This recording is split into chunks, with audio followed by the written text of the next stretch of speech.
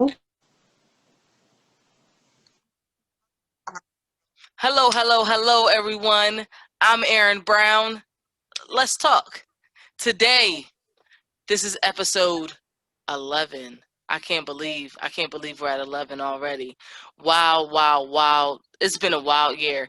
But listen, I have Ramona in the building, and I'm not even going to say anything else. I'm going to let her introduce herself and tell us a little bit about herself. So, Ramona, please take it away.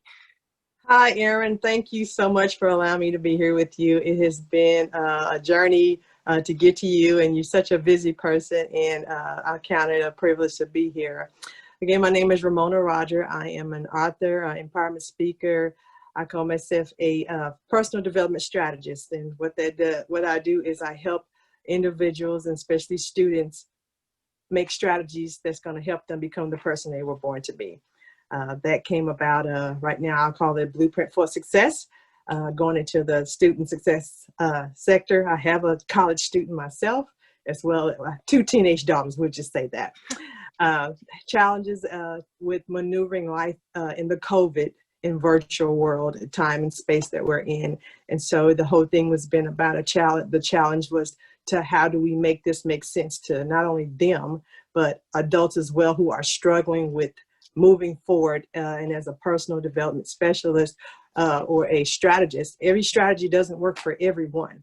So we have to definitely come up with strategies that's going to help that individual where they are, meet them where they are so they can move forward.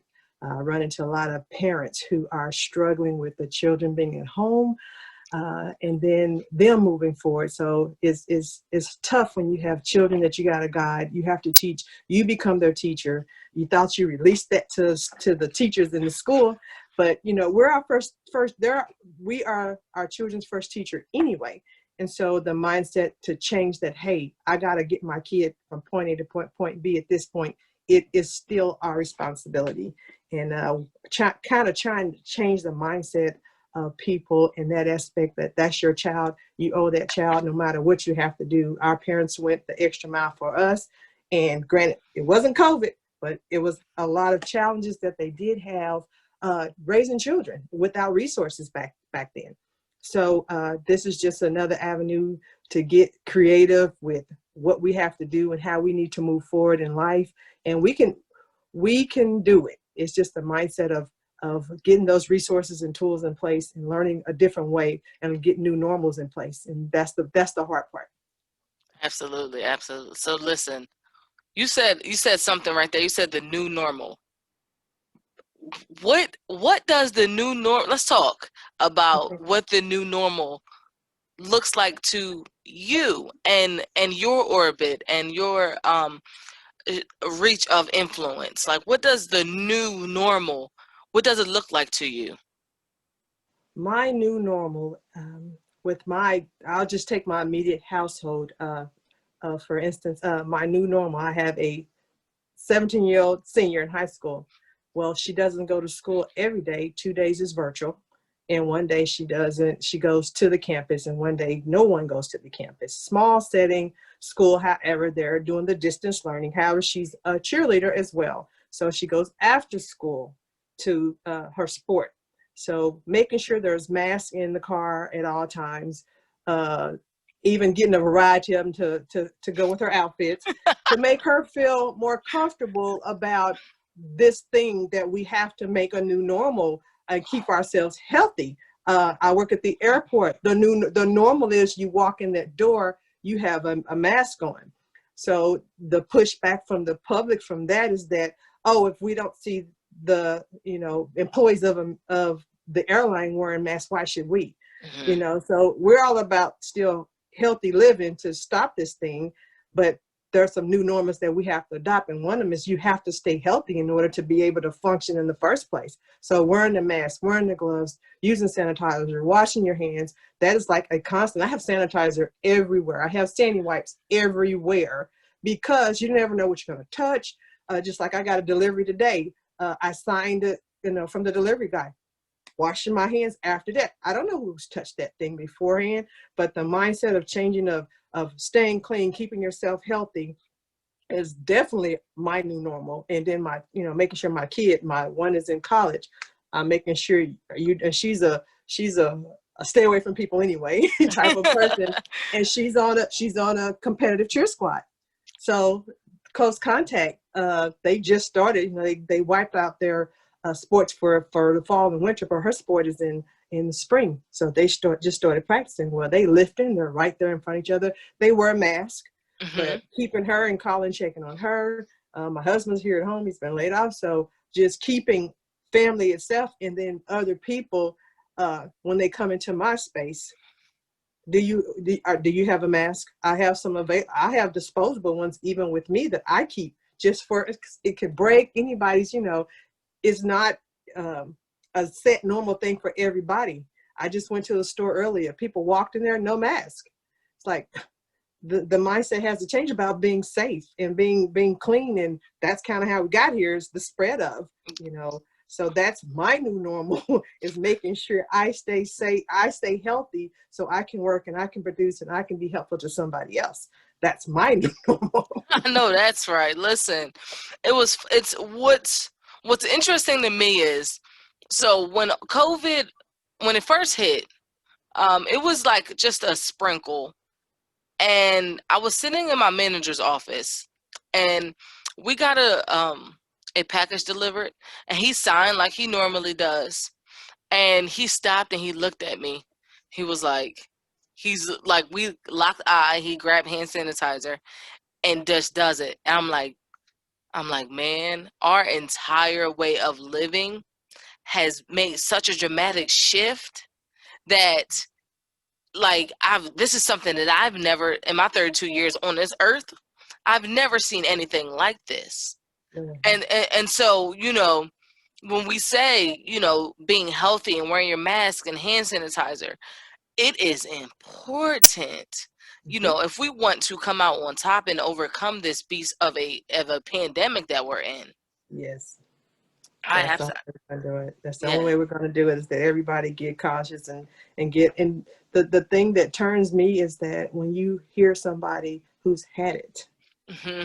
listen to them, and they say do everything that you can do to stay safe. I had a customer, I'm like, where you been? A lot of flying stopped, but this gentleman had COVID, pneumonia, and it was another thing he had at the same time. He said he was just like, by the grace of God, he made it through. He had all three at one time.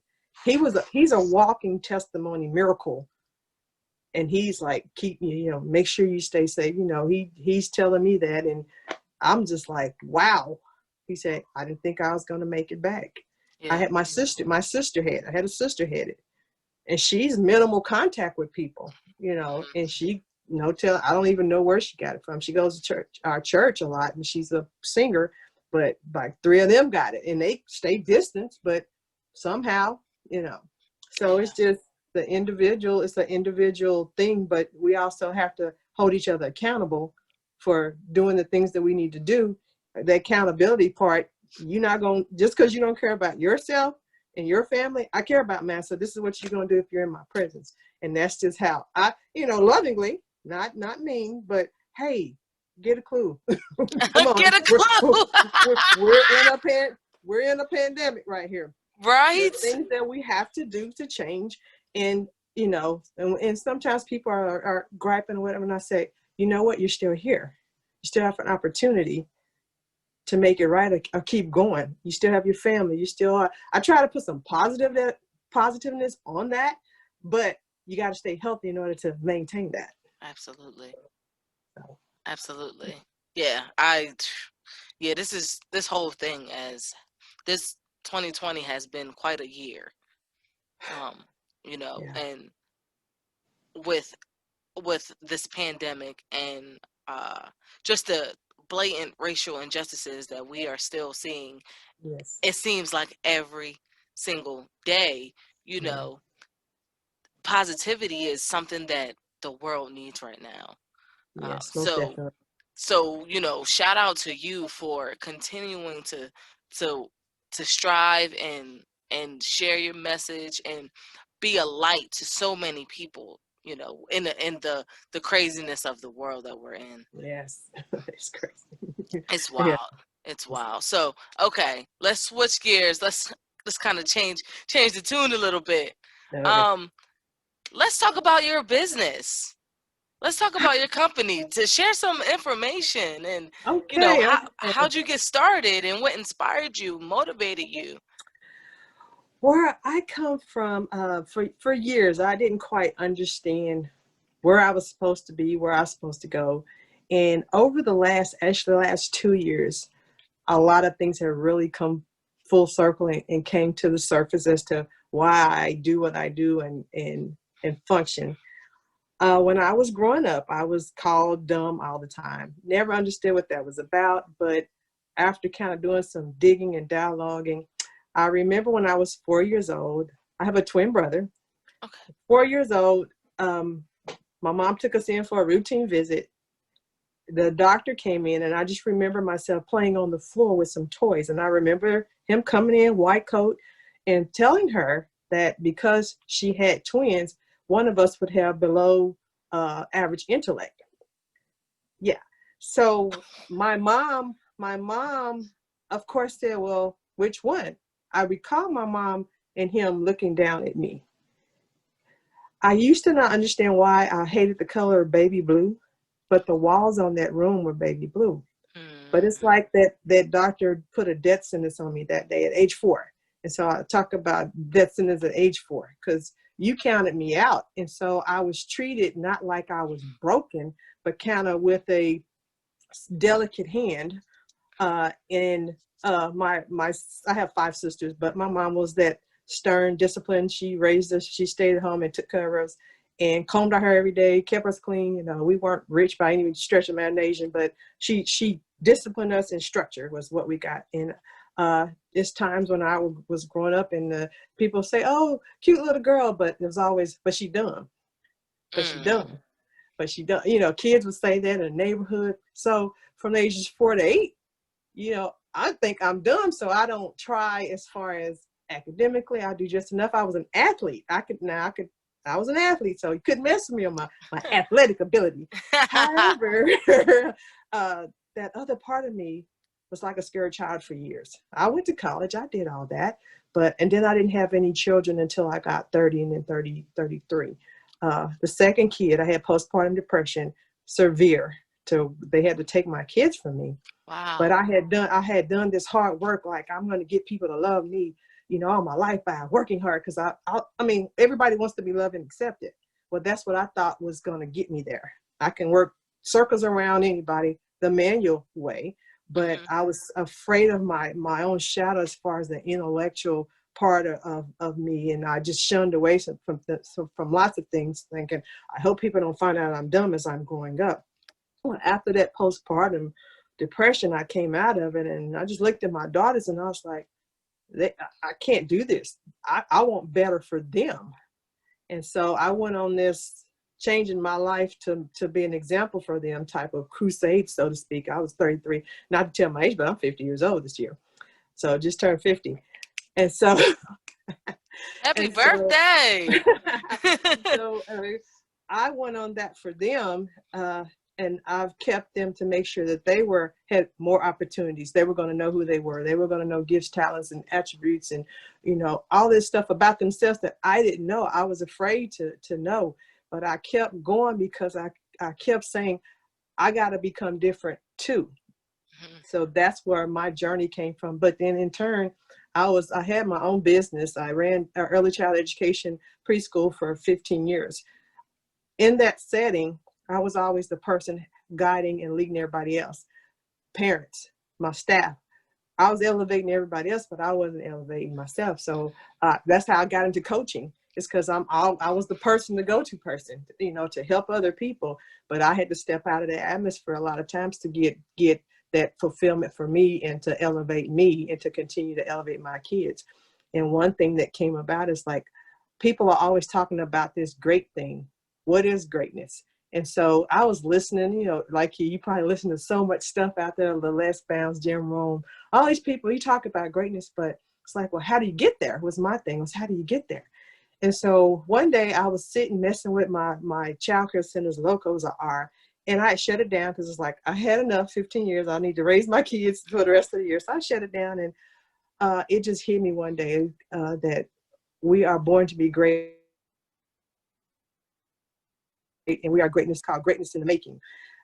We're never told that that's an option for us. When they ask children, what do you want to be when you grow up? They're talking about a career. They never say, do you want to be great? Mm-hmm. Because we don't think that's something that's for us because it's never given as an option.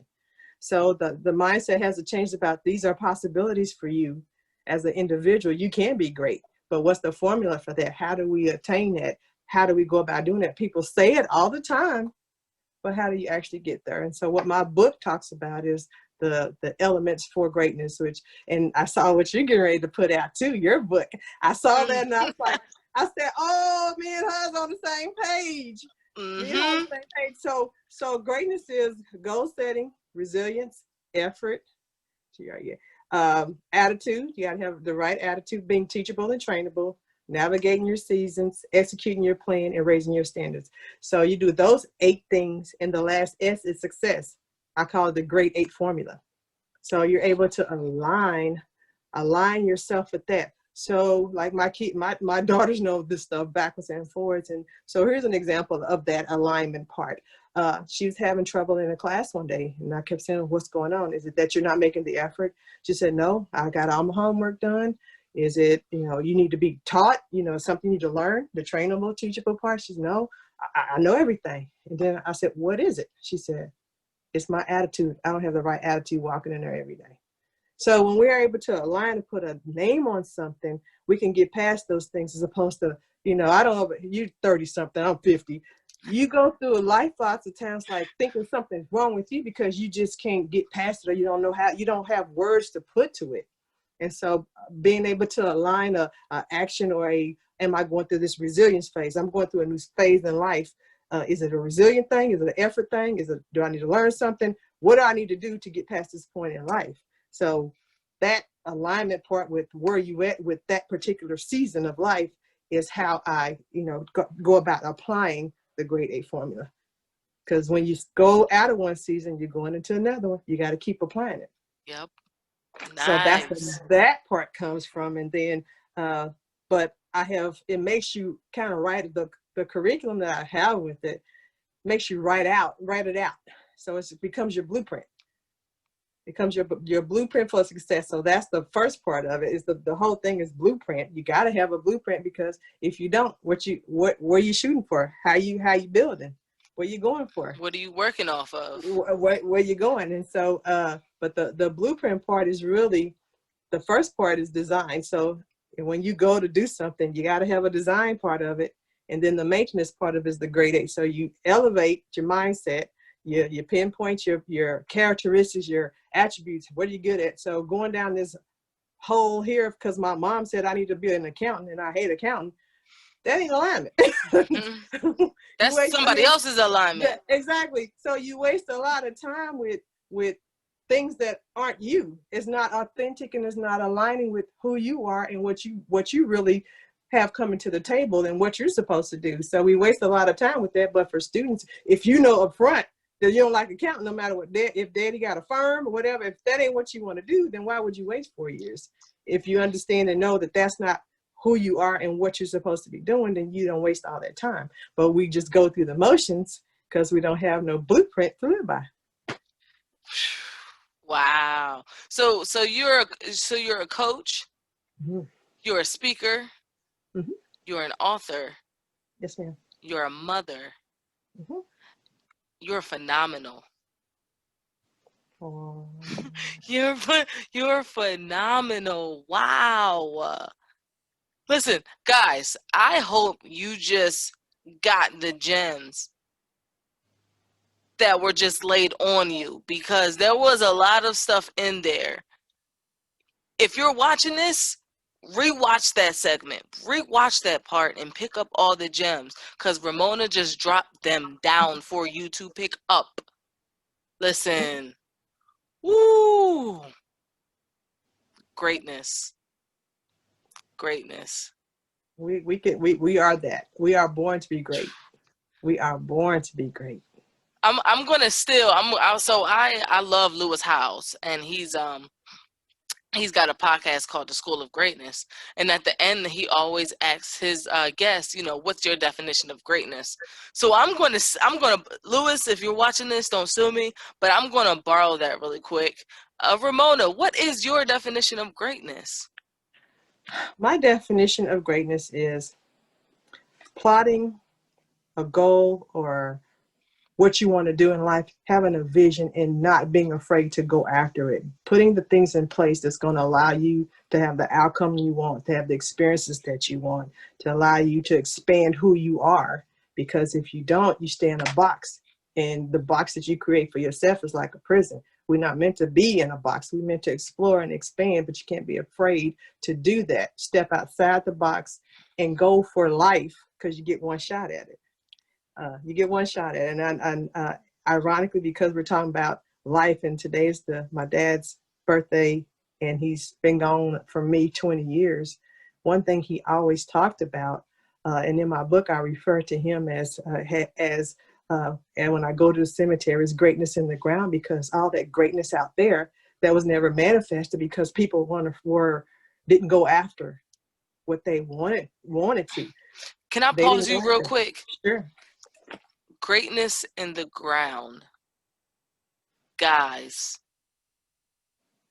when she visits her father at his gravesite, it's greatness in the ground because of all the potential that's in the ground that never got the opportunity to be its best fullest self. Like, oh, I did. You just said that, and that. Oh, I'm sorry. You can You're continue. good. I apologize, but I Good. just had to You're good. emphasize that part right there. Yeah, it's a weird feeling, but he talked about lots of things. He we live in Tulsa, Oklahoma, where Black Wall Street is, and my great grandmother came to Tulsa on the heels of that. The buildings were still burning when she came. She came with her family and with efforts to help, and so my family was raised here, and he was raised here, and even it never really got back to where it once was. And he talked about that stuff all the time, talked about businesses and talked about certain things. Back then the word entrepreneur wasn't used.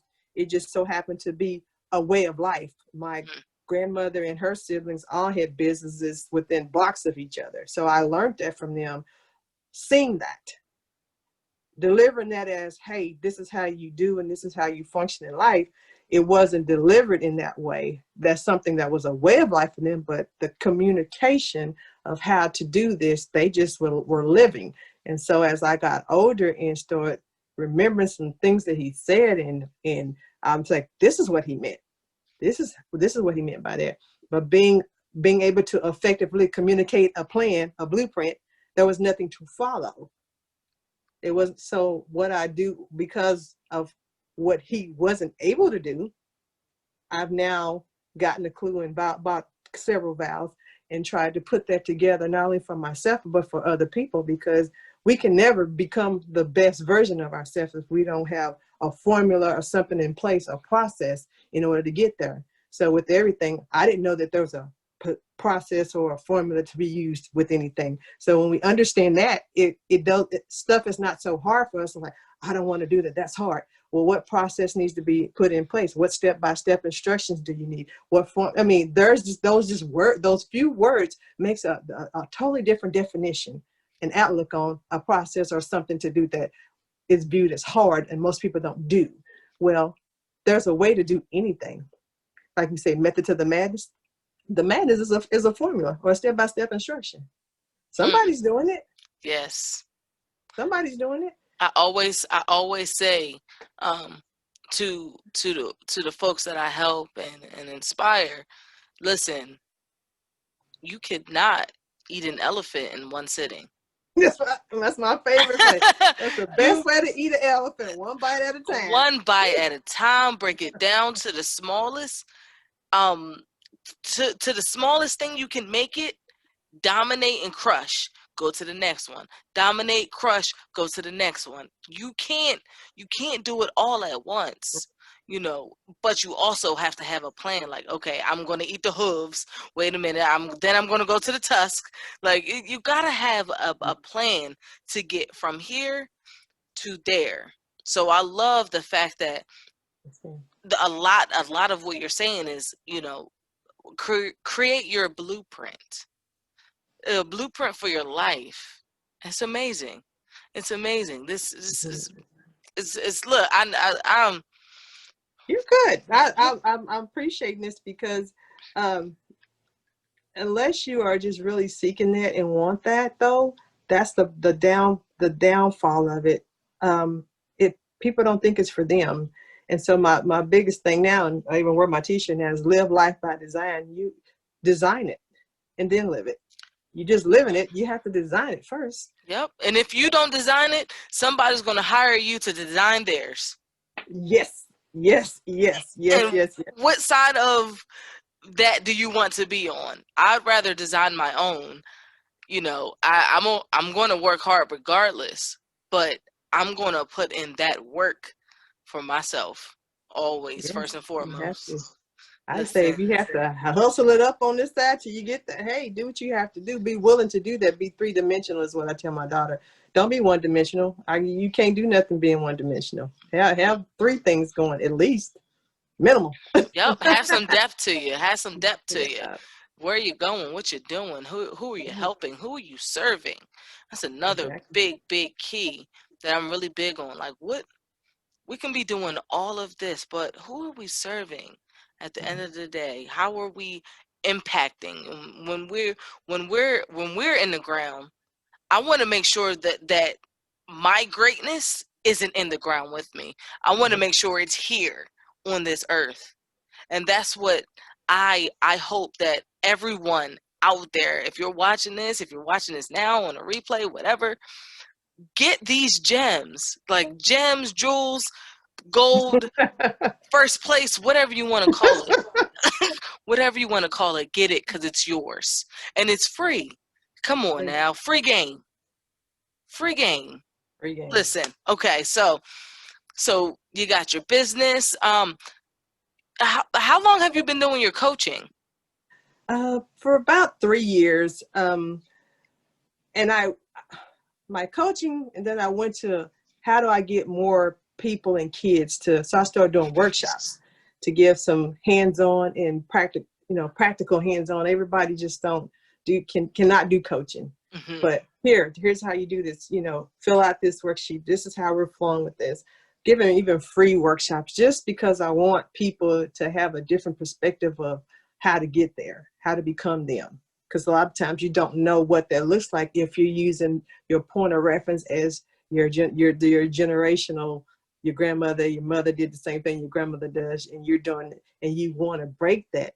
You have to do something different. You have to seek different information, and once you seek different information, your knowledge changes, and it means your behavior generally should change, and then you have a different outcome of what different than what you're used to seeing all the time. So that becomes your new normal. Hmm. And then you can influence other people around you. So if we're holding each other accountable for being better and doing better, then that's what I want to spread, is that the different mindset. We're operating in mediocrity because that's what we're used to. That's That's what what we're we surround expected to be. ourselves with. Yep. But we have to elevate ourselves with a different, here is how we do this. This is how we operate. But you got to have the willing people that want to, and not just be happy with just being given, so to speak, what somebody deems necessary equivalent of what they have, and is comparing apples to oranges. I don't want to sit around and I see people sit around and wait on the first. If that's your where you have to be, that's one thing. But if you choose to be there, you're just sitting around waiting on somebody to give you what they feel is enough, and it's never enough. Mm. It's never enough, because they're only giving you just enough to keep you where they want you to stay. Oof. So where do you want to be for yourself? Do you want your children to see you to do the same thing in a repeat generational curses or mediocrity? I see it, and it it drives me insane to see that. And I'm like, we got to do better. So the kids, you can train the children. It's harder to train adults unless they really want to change. But Yes. you can change these children's lives and their outlooks, because if you're giving them that information and you're influencing them early, then their actions will be different, their mindsets will be different. What is it worth? That's what it boils down to. Like, we have to, at some point in our lives, be able to look ourselves in the mirror and say, this is what my past was. This is the generational stuff that I'm dealing with, but this is where that stops. This is where I make those sacrifices. I speak about auditing your circle. That's one of the, in my value method, that's the A. Audit your orbit. Like, audit the people that you're around, but that also means auditing yourself. Yeah. Ooh, because Yeah. because we always wanna look around here, but we never want to look in the mirror. Nobody wants to look in the mirror. That's where it starts. So auditing your people and Mhm. auditing your person, like auditing you, is big. Yes. Yes, Mm, it is. mm. Huge, ginormous. Ginormous. Ginormous. Okay. All right. So I'm sorry. I this is get. this is good talk. Like, this is legit good talk. I'm so glad we were Yeah. able to have Oh, this. me too. I am. Listen, oh my I am. gosh. If we wanted to support you, how can we do that? Where can we follow you? You have merchandise, stuff like that. Right now, I just my book is the only thing out. I'm going through a rebranding type thing, so my website is now Ramona Rogers Speaks. My book, Greatness in the Making, is on there. I'm actually in the process of writing Blueprint for Success. That's what I'm in the process of writing, that because that's the first part of it. Kind of went backwards as it opened up. But It's I'm the on prequel. It's okay. yeah, I'm on Instagram. Not I don't do a lot of Twitter, not yet, but my Facebook is Ramona Rogers. My Instagram is Ramona Rogers. I'm on LinkedIn, Ramona Rogers. So I'm that rebrand is coming. So those are the ways to support me. I do coaching, but on my site, if you consultations or anything like that, you can get information from that. If people want to talk to me about bringing me to their schools to talk to their students, I can do that as well as do Zooms. So putting it out there and making a difference is my mission in life, is to allow people the opportunity to be who God created them to be. Mm, That's my mission. mm. So good, so good, so good. So we're gonna wrap up. I have two final questions for you. Okay. Before all of that, I want to take this time again to acknowledge you and all that you're doing, all of your work, all of your trainings, your coaching, and most importantly, the fact that you looked in the mirror and said, I've got to fix me.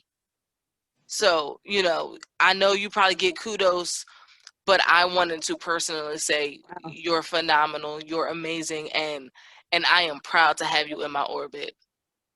Wow, that is awesome. That's a lot. I'm trying to keep my emotions down. Trust me on that, because I think a lot of times I operate that way to my orbit and my people, that they don't know me in any different way. But going around, and I know there's always something that I can do better or do differently, because I can't be of service to them if I don't expand me. Mm, So I appreciate you for being who you are, because I'm watching you and I'm looking and I'm like, oh, she shot that out today. Oh, I like how she did that.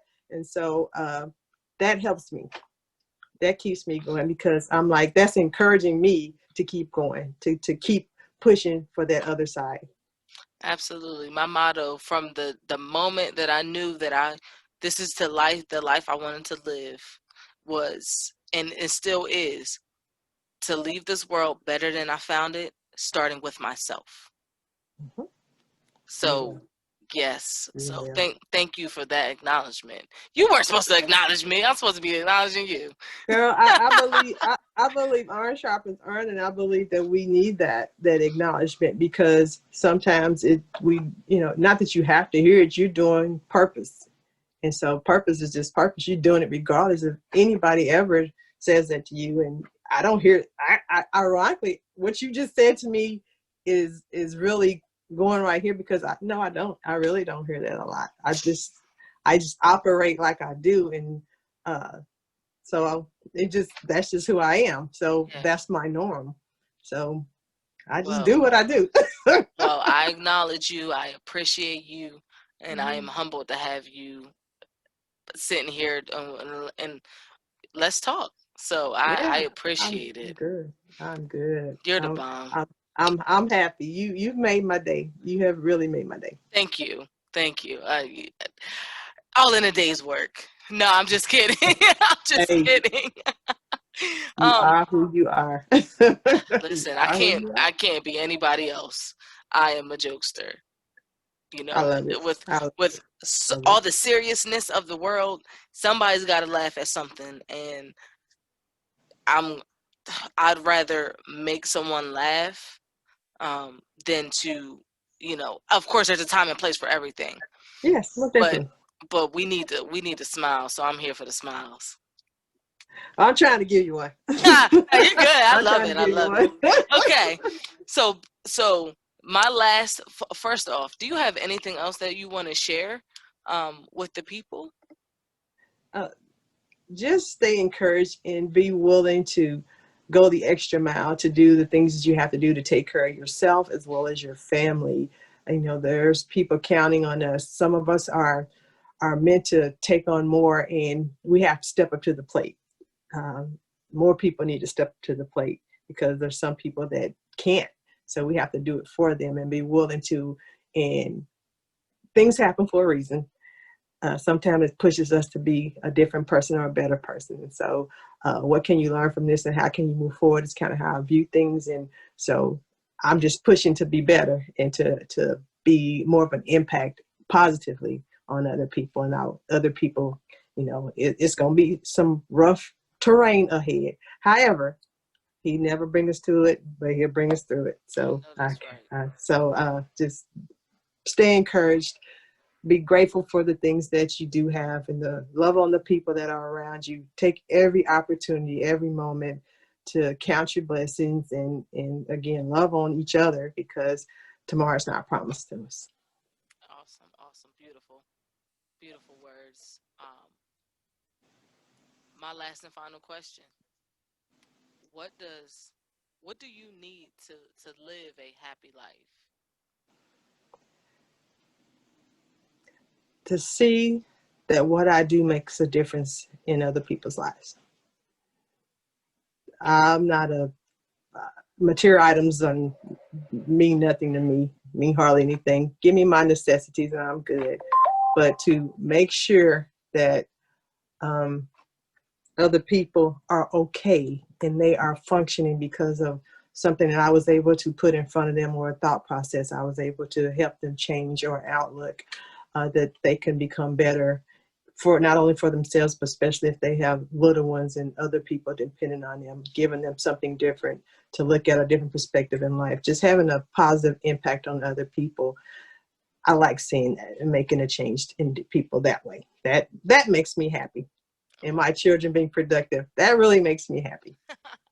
Awesome, awesome, awesome. Well, listen, again, thank you so very much for spending a little time with us and with my tribe and sharing some of you with honestly with the world. It's beautiful. You're a phenomenal person, and I wish nothing but the best things for you. Thank you so much. I sure Absolutely, appreciate that. absolutely, absolutely, absolutely. All right, I'm gonna go ahead and listen, guys, gals, people. Did you get what Ramona was sharing with us the information. Like, oh, you gotta be kidding me. From greatness in the ground, she overcame bullying um at the age of 4, being counted out at the age of 4 years old. Could you imagine? And overcoming it all, having 2 beautiful, wonderful, successful children, a beautiful marriage, and connection with the world. It's crazy. Don't ever, ever, ever say that you cannot do it, because I'm going to point you in the direction of Ramona, and she's going to tell you you can do it, and this is how you're going to do it. She's got the blueprints, y'all. Listen, I hope you guys enjoyed this conversation. I know I did. I look forward to seeing you guys next week. You are uniquely created. We'll talk soon.